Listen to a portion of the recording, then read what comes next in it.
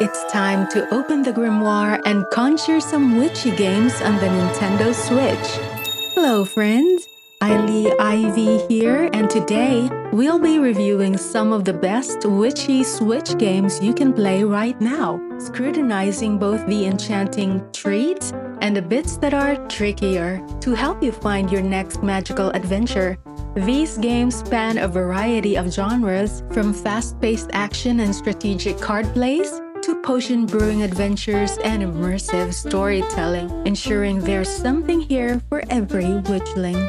And if you stick around until the end, you'll find a game that has absolutely no right being on this list, but it has cast a spell on me, so I had to include it.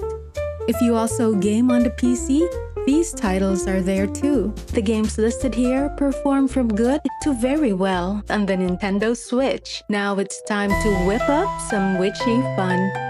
In Magical Delicacy, you play as Flora, a young witch who moves to Grat, a scenic harbor town built upon cliffs, to improve her magic. Flora sets up a small kitchen in town, fulfilling food orders for the locals while uncovering the town's secrets.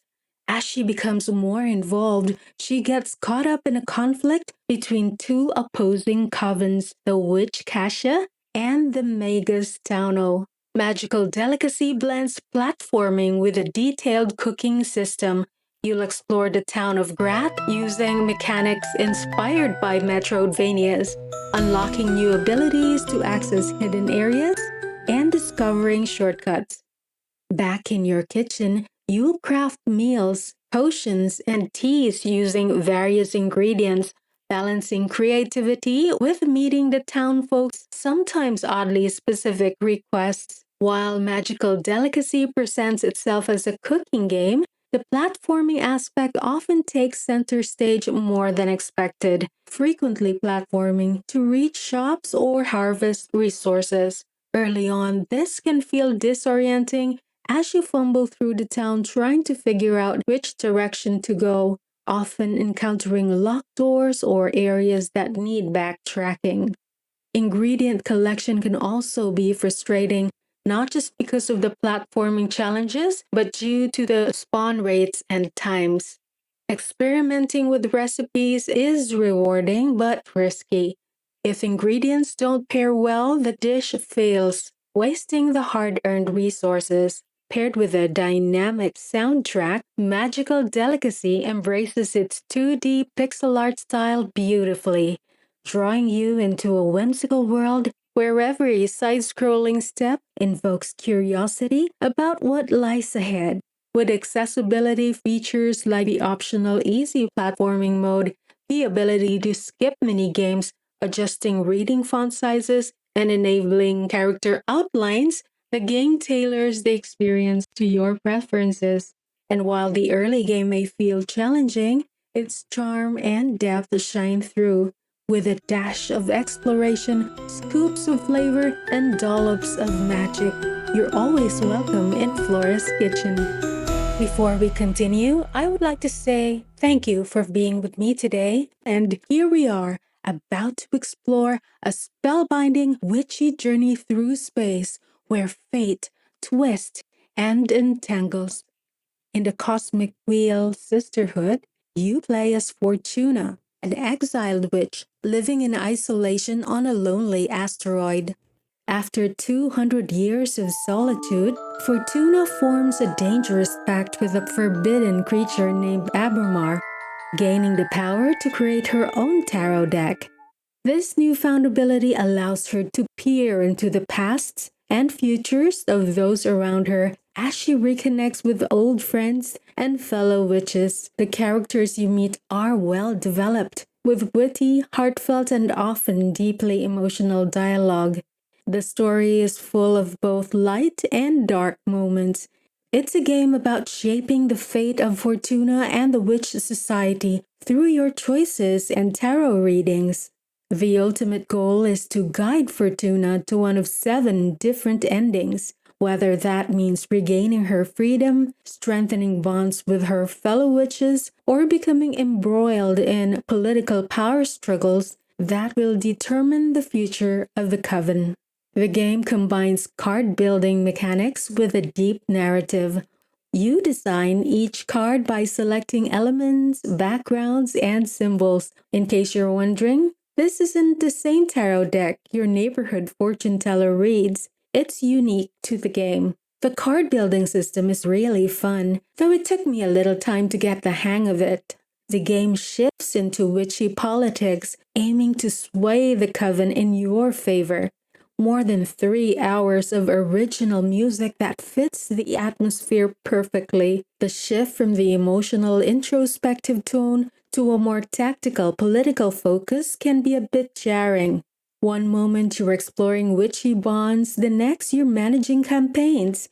It's like switching from having a deep conversation with a friend to organizing a fundraiser. Her story is as unpredictable as the card she crafts, and for those willing to embrace the unexpected, the game is a hauntingly beautiful and evocative tale that lingers long after the final card is drawn.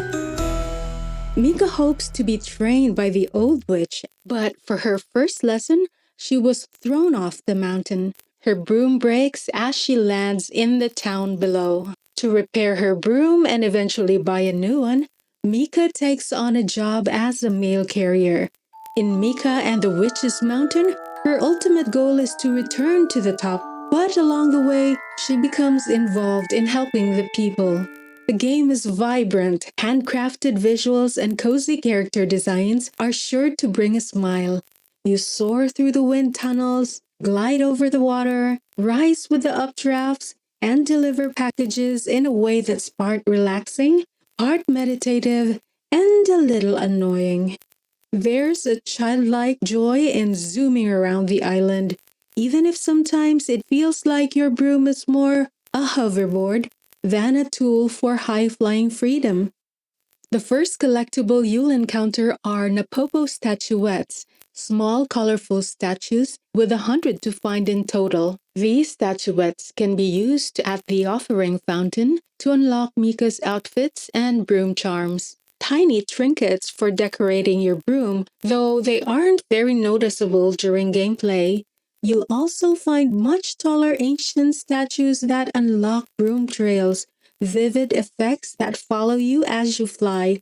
Unlocking the different trails was one of the highlights of exploration for me. However, there are a few bumps in the road or sky. While package deliveries are charming at first, they can become repetitive as the routes start to feel familiar. And it's odd how the NPCs often forget who Mika is and sometimes won't even talk to her outside of quests. The game's main loop delivering packages stays enjoyable for a while, but it lacks depth beyond that. You'll find yourself repeating the same motions with little to break the monotony once the initial novelty of broom flying wears off. The challenge is also quite light, leaving the game like it could use a bit of magic to go beyond cozy fetch quests.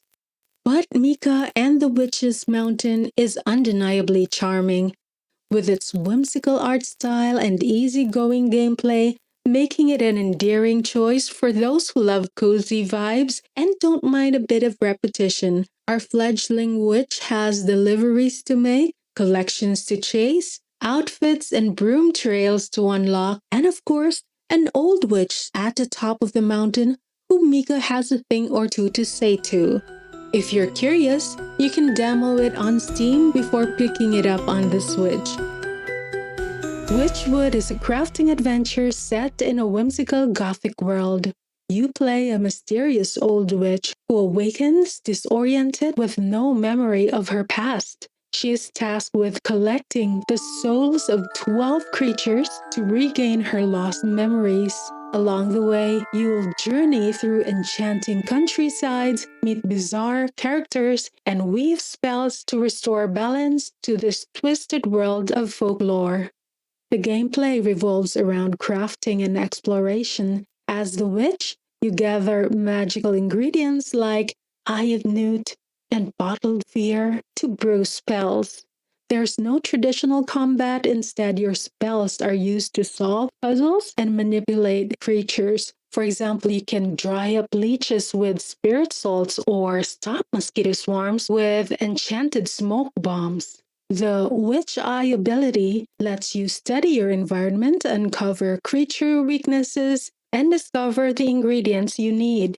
Witchwood's charms and creativity are undeniable. It isn't without flaws. The core gameplay loop of gathering and crafting can become repetitive. That might make you feel more like a delivery witch than an all powerful sorceress. Additionally, certain storylines could use more depth and backstory. Despite this, the witty writing and the witch's snarky attitude keeps things alive, giving the game a humorous edge even when the task feels familiar. The art style resembles a dark, whimsical storybook, one you'd find tucked away in your grandparents' attic. The witch's snarky attitude may remind you of classic archetypes like Baba Yaga or even Granny Weatherwax from Terry Pratchett's Discworld. It's not about farming or building, but about embracing your inner witch, using wit, spells, and a little bit of mischief to solve puzzles and outsmart creatures. The game's quirky writing, stunning visuals, non-combative magic system, and dark fairy tale charm make it an enchanting experience. Wytchwood proves that sometimes the most captivating stories are the ones where you're simply stirring up a cauldron full of trouble. While you're technically an alchemist in Moonstone Island, you're really a witch in disguise. As you brew potions, tame spirits, and sling spells, you even fly on a broom. And you were doing exactly that, flying with your trusty broom when a floating island gets in your way and bam, you crash land and decide to make this mysterious place your new home and continue on your magical journey. With elements of creature collecting, farming, deck building, and social simulation, this game blends genres. Stardew Valley meets Pokemon with a dash of strategic deck building like Slay the Spire, all wrapped in a magical twist. Unlike traditional farming games, crops here serve multiple roles. They can buff your creatures in combat or be mixed into potions, and the colorful pixel art and diverse island environments delight. The freedom to traverse by broom, glider, or balloon brings an enchanting sense of adventure. Moonstone Island introduces a unique mix of turn-based combat and deck-building mechanics. Each spirit you tame comes with its own set of cards, divided into attack and skill categories, which shape your strategy in battles against wild spirits that you encounter. While the system can feel a bit complex at first, it offers depth and variety, keeping combat engaging as you experiment with different spirit combinations and strategies. Still, farming, though ultimately rewarding, can be tedious early on due to limited resources, and some features like fishing feel a bit underdeveloped. And not everyone is thrilled with the number of item packs DLC offered, which feel similar to those in The Sims. Though, to be fair, they're offered at a tiny fraction of the price. That said, the developers are clearly dedicated to improving the game, with a recent update adding new spirits, seasonal festivals, and quality of life features like a community chest and more free customizable decor. If you enjoy cozy creature collecting and can handle a few bumps along the way, there's a lot to love here. Moonstone Island delivers charming visuals, engaging card battles, creatures to collect, and an alchemy-driven twist on the cozy game genre. It's a magical adventure that keeps you floating between discovery and delight.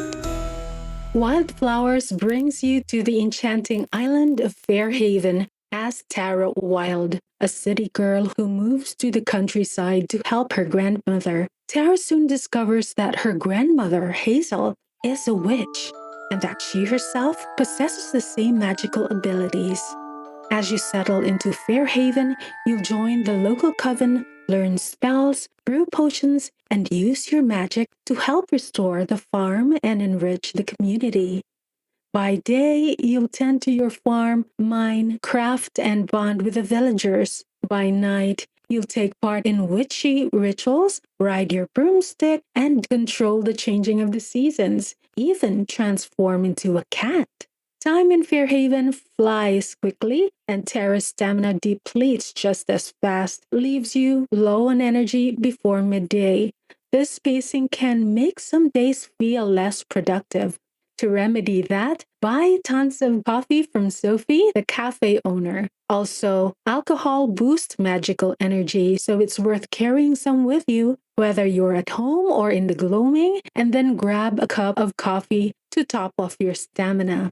The game's economy can feel unbalanced at times, making it tricky to manage resources. On top of that, some foraging items spawn slowly, which can cause quests to drag on longer than expected. While the main storyline is captivating, it wraps up sooner than some players might like. One of the standout features in Wylde Flowers is its voice acting. Life sims with a bit of voice acting are rare, but Wylde Flowers is not only fully voice acted, it is delivered by a talented cast that includes BAFTA award-winning actors, enhancing the cozy, witchy vibe and making the characters and story feel even more alive. The developers recently released the final Magical Creatures update, describing it as a heartfelt effort to add one last bit of magic to Fairhaven and bring a satisfying conclusion to Tara's story. This means that the game is fully released, with none of the early access bugs or incomplete content that plague many games nowadays. Wylde Flowers is a standout witchy life sim that will make you reach for the tissues a few times and leave you wishing there was even more to Tara's story and world. Pieberry is a young witch who has lived all alone in her forest until one day warriors came barging in, turning her peaceful life upside down. In Witchbringer, a witch hunt is ongoing and she's one of their targets. After defeating the warriors and stumbling upon a pie, because of course every witch hunter carries pies, Pieberry couldn't resist the temptation. One bite in, and she decided that leaving the forest to find the ultimate pie was her true calling. Pieberry is a fantastic protagonist. She starts off with a single-minded obsession, but as she journeys through the world, she grows in ways that are both humorous and heartfelt. Pieberry has lived her entire life isolated in the forest, and the human world is as foreign to her as magic is to them. She begins to learn about human customs, forming bonds, friendships, family, and discovering the complex nature of humanity, the good, the bad, and everything in between. R here stands for Remastered. It transformed the original mobile game into an enhanced version with improved graphics, gameplay systems, and expanded story content for consoles and PCs. Witchbringer has a smooth gameplay experience with features like no time limit, the ability to back out of combat, skip battles with weaker enemies, retry fights, and minimal grinding. The RPG offers steady progress with a constant feeling of growth as Pieberry gains new spells, stats, and allies. These elements let you focus on exploration and the charm of the story. Speaking of exploration, the game has plenty of secrets and side quests to encourage you to revisit areas and discover hidden paths. Catching pets, enhancing weapons, and training through mini games give the game a well-rounded, rewarding experience. That said, completionists beware. There are a few pieces of missable content that might leave you feeling like you've skipped a page in Pieberry's book. Then again, the game is engaging enough to make a second playthrough worthwhile. Combat is fun, even if not revolutionary, offering a mix of traditional turn-based action with strategic choices and unique skills that Pieberry and her quirky companions bring to battle. The adorable fairy tale graphics are a feast for the eyes, with vibrant character portraits, varied camera angles, and animation that truly brings the story to life. The attention to detail is evident throughout, from gorgeous art to a solid soundtrack and charming voice acting. Though the voice acting is only in Japanese and Korean, with English subtitles, The quests menus are fully in English, making the game accessible to a wider audience. If you love story-rich RPGs with a touch of magic and humor, Witchbringer is a gem. It's a cozy yet polished adventure that takes you from pie-loving witch to powerful spellcaster with memorable characters and a world that feels alive. Harmony's Odyssey begins in a fantastical world where a horde of mice causes mischief by sneaking into Harmony's house and spooking her cat. Magic wands were knocked to the ground, sending everything into disarray. Amid the mayhem, Harmony has to keep track of her impulsive cat and fix the trouble it causes along the way. Each puzzle feels like you're rearranging a scene from a storybook, and there's plenty of variety. It's like tossing a Rubik's Cube and a fantasy novel into a blender and then mixing in spoonfuls of delightful chaos.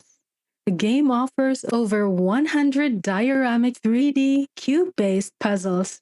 The campaign, where you follow Harmony and her cat through the levels, provides the main set of these puzzles. Beyond it, arcade mode offers additional content, and when you start, you can choose from easy, medium, or hard difficulty modes, adding flexibility for different player types. In addition to the dioramic puzzles, there are some levels where you have to build structures. These were my favorite, as watching the structure take shape floor by floor is especially rewarding. The puzzles are simple to interact with. Correctly grouped tiles turn orange, allowing you to move sections easily. The ability to zoom in and out and rotate the puzzles is definitely a big help, even as the puzzles become more complex. The graphics are super cute for sure, but in certain stages, they were a bit too saturated for my taste. This is especially true when playing the spot the difference or hidden object puzzles. I had to take a break from peering at the screen. Vivid witchy magic is best enjoyed in moderation, for this witch anyway. There are also technical issues like disappearing cube pieces that sometimes require restarting a puzzle, which can be frustrating as you can imagine. And the UI or menu icons take a bit of getting used to. Harmony's Odyssey is a delightful, whimsical adventure full of charming dioramas and engaging puzzles. It keeps you busy for a few hours with a mix of piece together puzzles, hidden object and spot the difference mini games, and much more. The lack of dialogue or clear narrative can make the story a bit confusing at times, but the playful silliness still makes it enjoyable to watch. Harmony's Odyssey is a magical journey worth taking. After all, who wouldn't want to witness the antics of a witch and her cat as they try to put the world back together, one puzzle at a time? A magical adventure awaits in Greifenstein Castle. As a mysterious event plunges the school in chaos, the once peaceful academy is now in disarray, and it's up to you to rescue your missing classmates and restore order to the castle. Technically not a witch-themed game, but it captures the essence of magical mischief perfectly. At the start of the school lies the central hub, home to your dormitory. You can interact with fellow students, change your appearance, and learn new spells, among other pursuits. The crux of Spells and Secrets lies in its dungeon-crawling roguelite design. Instead of exploring freely, you can go on missions through different areas of the castle. Combat revolves around an array of spells, but you can only equip 3 at a time.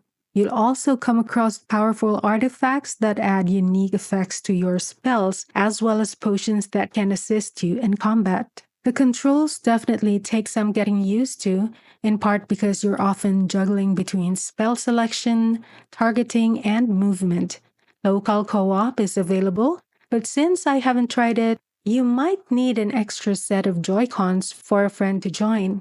The game draws you in from the start with plenty to discover as you learn new spells, rescue classmates, and uncover clues to the mystery. Though, after a few runs, the rooms, enemies, and puzzles start to repeat with slight variations. And despite the range of spells available, you may find that many battles can be won by relying on similar strategies. I felt that the world building leaned a bit too heavily on familiar tropes. It's hard not to notice the Harry Potter influence: four houses, mysterious cloaked enemies, and a bird companion for the headmaster. Still, the game retains its appeal for fans of magical adventure. With its flexible combat system, co-op mode, collections, cute graphics and solid animation, and the intriguing storyline, there's plenty here to keep players entertained. If magical wonders and spellcraft are your thing, grab your wand and maybe your bravest friend too, because Greifenstein Castle awaits, and Spells and Secrets might just be the perfect potion for your Switch. We're off to the charming town of Moonbury in Potion Permit. As the new healer, with a cauldron full of dreams and a dog that's instantly more popular than you'll be mixing remedies and winning over townsfolk. But it won't be easy.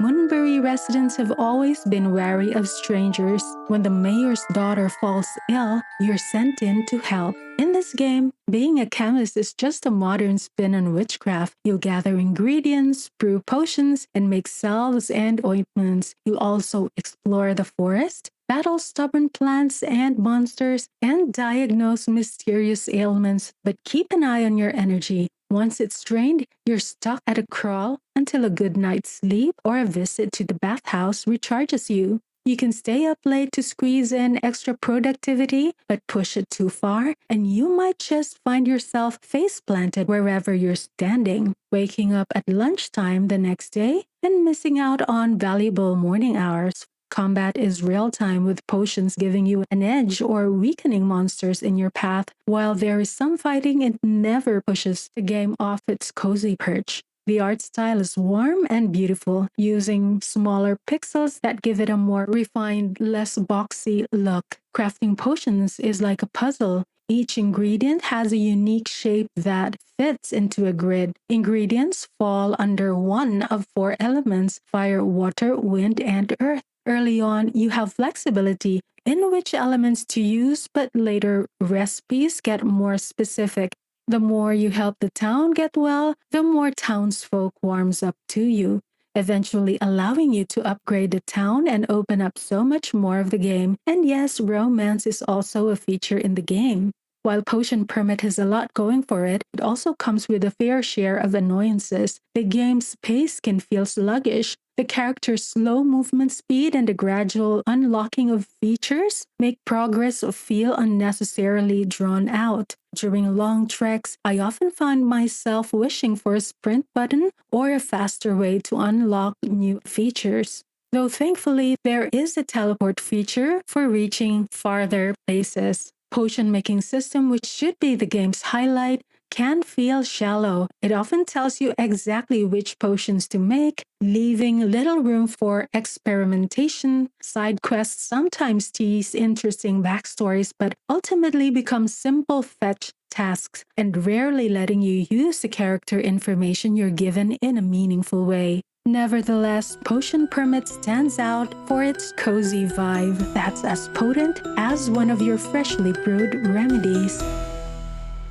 You play as Rain, a witch apprentice of the powerful Night Witches, who saved the world in a pivotal war but now faces a new darkness threatening the kingdom. You fly through beautifully crafted regions, rescuing civilians, battling enemies, and finding out if you can become the hero the people believed in, all while grappling with the expectations of your superiors. This isn't your typical witchy adventure.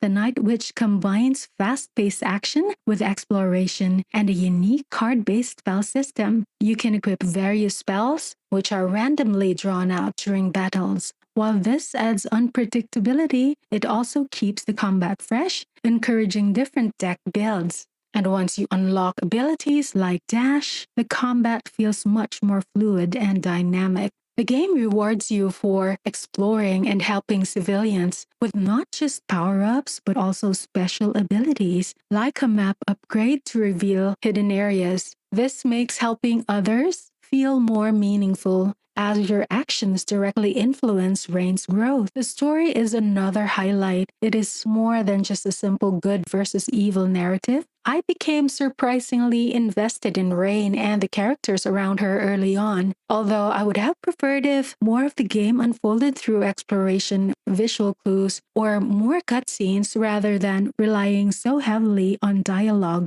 The hand-drawn art style is vibrant and full of life. Even during the bullet hell chaos, I found myself admiring the detailed world around Rain. That said, during these intense battles, I sometimes had trouble keeping track of her location as she occasionally blends into the background. A visual glow or indicator outlining her would have made her stand out more during those times. Adding to the atmosphere is the fantastic soundtrack. From energetic action tracks to stirring dramatic pieces, the music perfectly complements every mood of the game. While the early pacing can feel sluggish and some combat encounters overwhelming, during one boss fight I died over 10 times, but you might ace it in one go.